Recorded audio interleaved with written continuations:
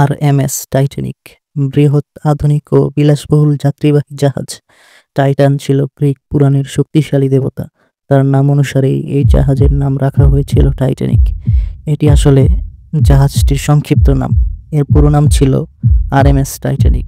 RMS Titanic একটি British যাত্রীবাহী বৃহদাকার সামুদ্রিক জাহাজ ছিল, যা 15 এপ্রিল 1912 সালে জাহাজটির প্রথম সমুদ্রযাত্রায় সাউথ হ্যাম্পটন থেকে নিউ ইয়র্ক সিটি যাওয়ার পথে হিমশৈল আইসবার্গের সঙ্গে সংঘর্ষে উত্তর আটলান্টিক মহাসাগরে ডুবে যায়। এটি ওই সময়ের সবচেয়ে বৃহৎ, আধুনিক ও বিলাসবহুল যাত্রীবাহী জাহাজ ছিল। টাইটানিক জাহাজটি নির্মাণ শুরু করা হয় 1907 সালে। 5 বছর একটানা কাজ করে 1912 সালে জাহাজটির কাজ শেষ করা হয়। হল্যান্ডের হোয়াইট স্টার লাইন এই জাহাজটি নির্মাণ করেন। 60,000 টন ওজন এবং 275 মিটার দীর্ঘ বিশিষ্ট জাহাজটি নির্মাণ করতে সে সময় খরচ হয়েছিল $75 লাখ। 1912 সালের 10 এপ্রিল সাউদাম্পটন থেকে নিউ ইয়র্কের উদ্দেশ্যে যাত্রা শুরু করে টাইটানিক। সে সময় টাইটানিকের মোট যাত্রী ছিল 2200 জন এবং কয়েকশো কর্মী। শুরুতেই মাত্র 4 ফুটের জন্য SS city of new York জাহাজের সঙ্গে সংঘর্ষে এড়াতে সমর্থ হয়। 77 নটিক্যাল মাইল এগিয়ে শেরবুক থেকে 274 জন যাত্রী তুলে নেয়।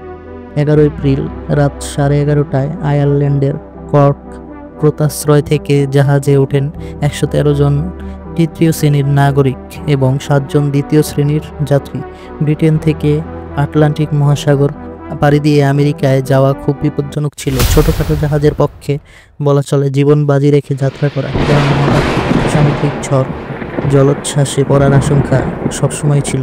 তারপরও এত সংখ্যক যাত্রী সমুদ্রের রোমাঞ্চকর এই ভ্রমণ উপভোগ করার জন্য টাইটানিকের যাত্রী হয়েছিল। টাইটানিকের প্রথম শ্রেণীর ভাড়া ছিল $3100 আর তৃতীয় শ্রেণীর ভাড়া ছিল $32। দুর্ঘটনা দিন দুপুরের ঘটনা।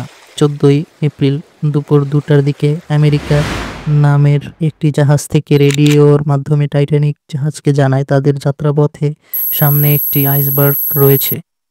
শুধু তাই নয়, পরবর্তীতে মিসিবা নামেও আরও একটি জাহাজ থেকে একই ধরনের সতর্কবার্তা পাঠানো হয় টাইটানিকে।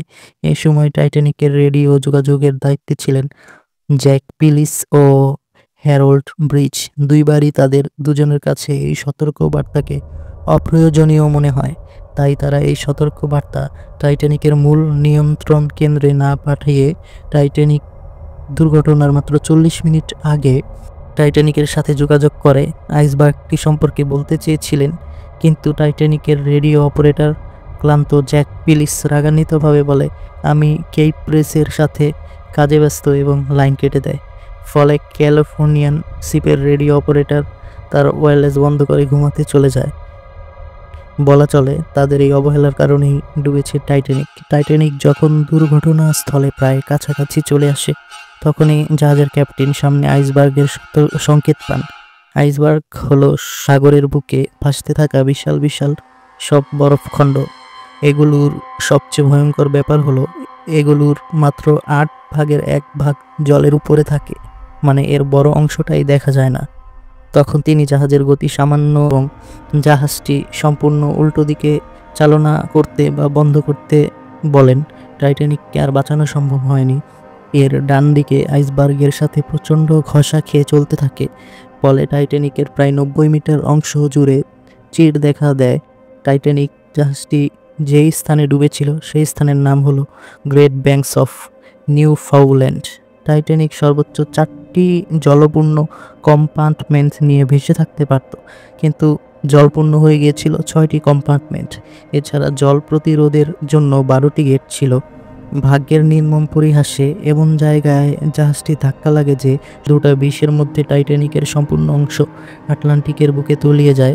ডুবে যাওয়া শেষ মুহূর্তে শুরু করেছিল টাইটানিকের মোট যাত্রী 33 বা মাত্র 1178 জন যাত্রী বহন করতে পারত। 223 জন যাত্রীর মধ্যে বেঁচে গিয়েছিল মাত্র 706 জন এবং অকালে প্রাণ হারিয়েছিল প্রায় 1517 জন।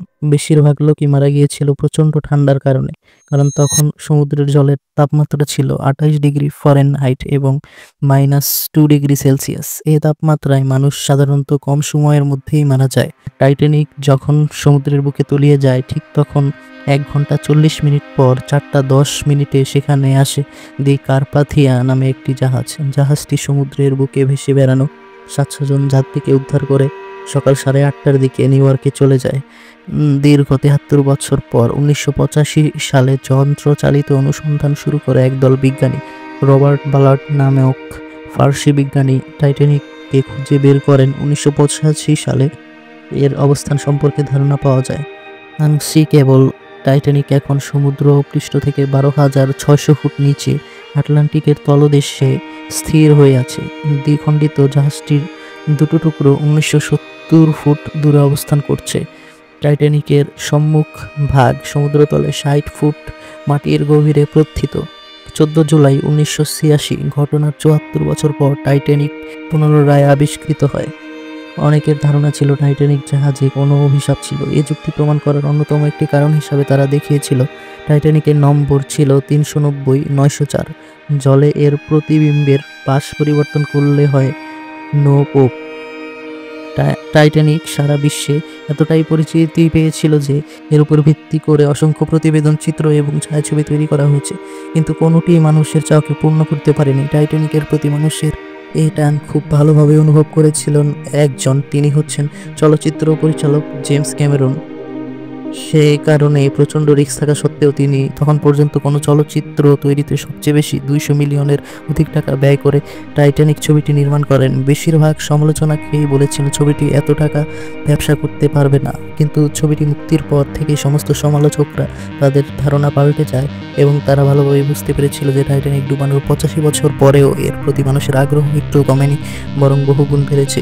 ছবিটি এতটাই জনপ্রিয়তা লাভ করে যে সারা বিশ্ব থেকে প্রায় 1.835 বিলিয়ন, প্রায় 12,000 কোটি টাকার চেয়েও বেশি ডলার আয় করে এবং পূর্বের সকল রেকর্ড ভঙ্গ করে 11টি অস্কার আরও অন্যান্য 90টি পুরস্কার জিতে নেয়।